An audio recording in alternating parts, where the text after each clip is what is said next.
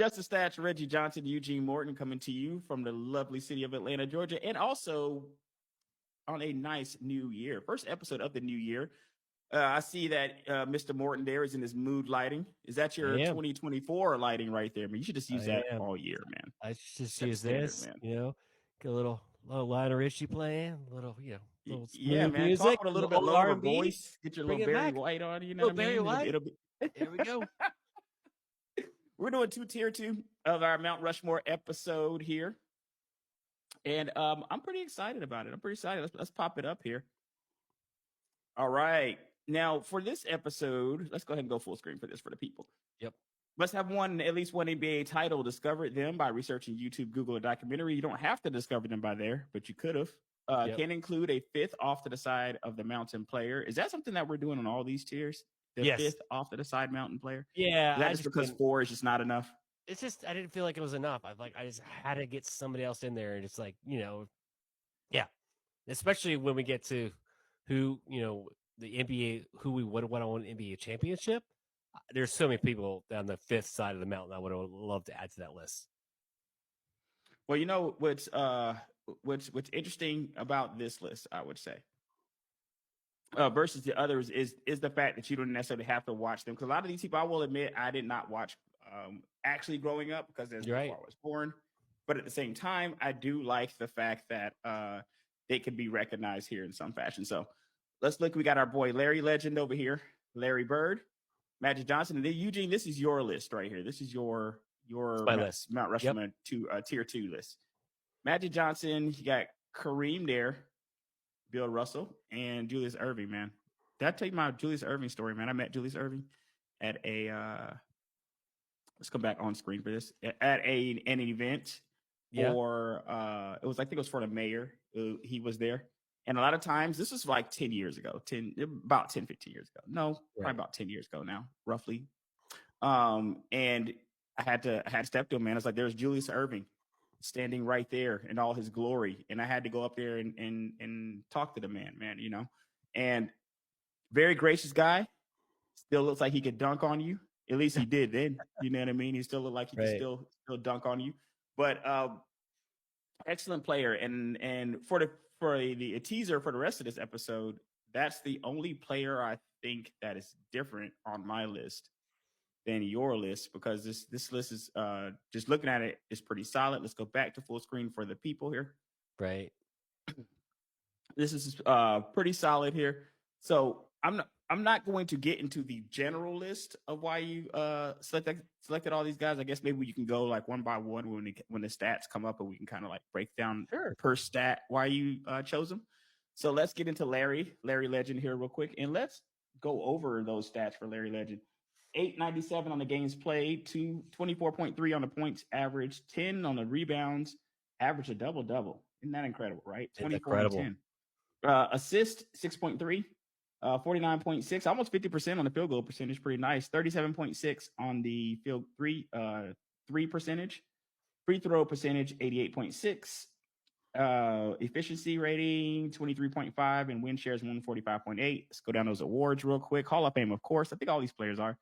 12-time All-Star, 10-time All-NBA, 79-80 Rookie of the Year, 81-82 All-Star MVP, 3-time MVP, 3-time NBA champ, 79-80 All-Rookie, 3-time All-Defensive, 2-time Finals MVP, NBA 75th anniversary team. What are your thoughts here on Larry Legend? I mean, it's an easy pick. It was one of those ones like when I started getting into basketball, it's like you start researching guys, like you said, we were guys about documentaries and just YouTube and everything. It's like, and then you start looking back, it's like, oh my gosh, like him and Magic Johnson. Like if you get a chance to watch the ESPN documentary that that pretty much highlights. Is that the Courtship of Rivals? Yes, like that I think it's a 2 or 3 parts, something like that, mini documentary. But I mean, just right there, just seeing those two guys together and just how different they played and just how they just impacted the game. And it's like you don't get how those guys impact the game, how you watched it. In like, okay, you think like, because like my thought is like Jordan's the first guy, right? Jordan's the only guy because I watched Jordan. But then you start going backwards. You're like, oh my gosh, like yes. there was Bird, there was Magic, and oh my gosh, you gotta go backwards. There was Kareem, and then then you go Bill Russell, and it's like when you start going backwards and seeing what the foundation these guys just laid, and it's like it'd be fun to like plop those guys like these would like Bird and Magic would be so much fun to plop them into this era to see what they could do. I think they'd be dominant, man. Like, how Right. can they not with just the height alone, right? 6'9" for both those guys, I want to say. Right. And then 6'9" that could shoot. This is before the KDs of the world, right? This is before you had those 7-foot players and before the Nowitzkis of the world. Before you had these 7-foot giants that actually could shoot the ball as well. Right. And not just playing on the inside, not just playing the post. Playing the post, right. How would you stop 6'9" with a jump shot now? Like, you could argue that with a lot of these players, especially these type players, especially the players that we're going to have on a lot of these lists, you could argue that a lot of these players, they would score more points with how soft the rules are in today's NBA. You could basically clothesline a guy back then, and it might be a normal foul, maybe it'll be a normal foul, but you could kill guys going to the rim back then, and Right. they didn't care if you got punished. And these days, it's not like that, man. It's gonna be, you get a foul, you breathe too hard on the player, it's gonna be a foul. So imagine these guys going to the line. I mean, they shot pretty good at the free throw percentage, right? So these guys at least can get to the line if nothing else. So I think that they would have been great players, especially a player like Larry Bird.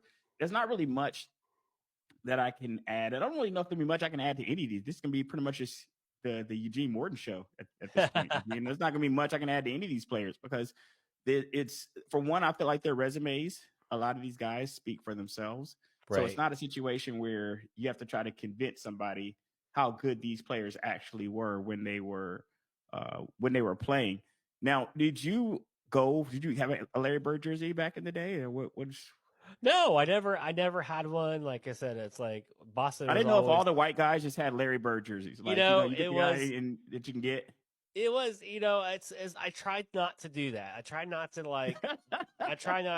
go the norm, right? I try not to get like the Jordan one. I had a Doc Rivers one because I just wanted something different. Atlanta. Yeah, because I wanted something different, and it's funny. Like I still try to do that today. Like I'll try to get like the non,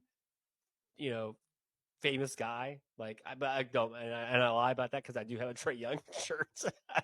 But sometimes the Atlanta guys are famous guys, man. We have a couple of Dominique. We'll have Dominique on one of these tier lists here. At some point, right? So I think if you get an Atlanta guy, which can remotely, unfortunately, it's not a treasure trove of Atlanta players. Correct. To choose from a Hall of Fame perspective. Yeah, I just didn't want to be like, oh, like that typical guy has the Larry Bird jersey. Like, oh yeah, the white guy has. I just don't want to be that typical guy, so I never got one. We are on to Magic Johnson here now. Magic. We'll talk a little bit about his on and off the court, but let's talk about these stats here for the people.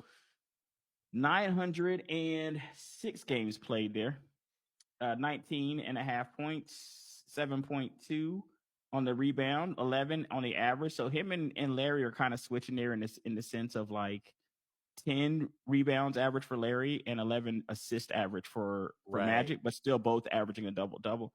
A 52 on the field goal percentage, a little bit higher than Larry. Field goal definitely lower on the 30. He didn't shoot a ton of or field goal from a 3, I should say. His 3-point percentage is a little bit lower there. That wasn't his game, though. 30%, not his game. Agree. 84.8 on the free throw. Player efficiency 24.1, 155.8 on the win shares, and we have Hall of Fame, of course, 12-time All-Star, 2-time Steel Champ, 10-time All-NBA, 3 times Finals MVP, 2 times All-Star MVP, 4-time assist champ, 5-time NBA champ. We'll repeat that one more time. 5-time NBA champ, 79-80 All-Rookie, 3-time MVP, NBA 75th anniversary team. What are your thoughts here on Mr. Earvin Magic Johnson? Just a guy that you can just remember had fun, right? It just looked like he had joy with the game. I mean, I love Larry, but Larry just looked like he's going to work every day. Magic looked like he, and I'm not trying to be mean, but that, versus, looked like he's going to work. Didn't look like he enjoyed it, but he he enjoyed beating people, right? He enjoyed